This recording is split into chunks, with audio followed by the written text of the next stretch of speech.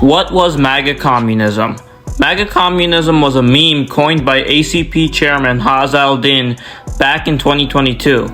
A lot of people thought this was a contradictory term and that it didn't make any sense, but they are very much mistaken.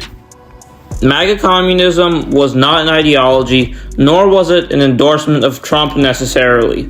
It was a strategy and a slogan to meet the original MAGA base, which was largely blue-collar workers, where they were and unite them. The proponents of MAGA communism, like Haz al-Din and Jackson Hinkle, understood that MAGA was an empty signifier, which signified counter-hegemony and anti-establishment and anti-institutional sentiment.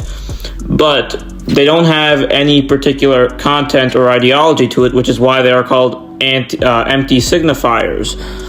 This is what MAGA was, and it represented a clear contradiction in America between the American nation and the American establishment, and that the American people do not have popular sovereignty.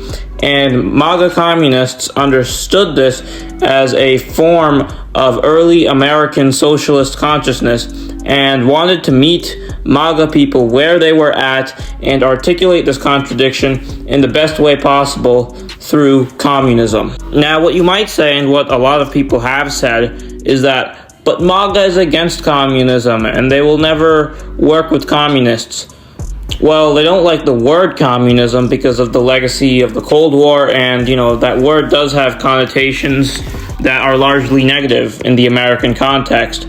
But if you actually look at what a lot of them believe, they support the same things communists have historically also supported. They are against the banking class, they're against big pharmaceutical companies, they distrust a lot of the mainstream institutions in this country, they're against the three-letter agencies like the CIA and the FBI. They were largely against NATO and anti-foreign wars and against these foreign entanglements that don't benefit American people.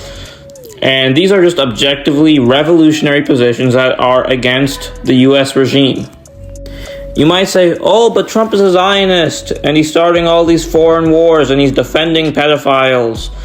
And yeah, we know that, and we know that Trump was never supposed to be our guy, and we know he broke his promises he made to his voter base.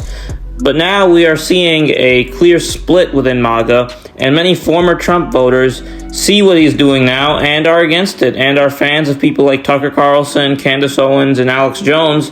And Alex Jones was one of the biggest supporters of Trump in 2015, and now he's also taking an anti-Trump position.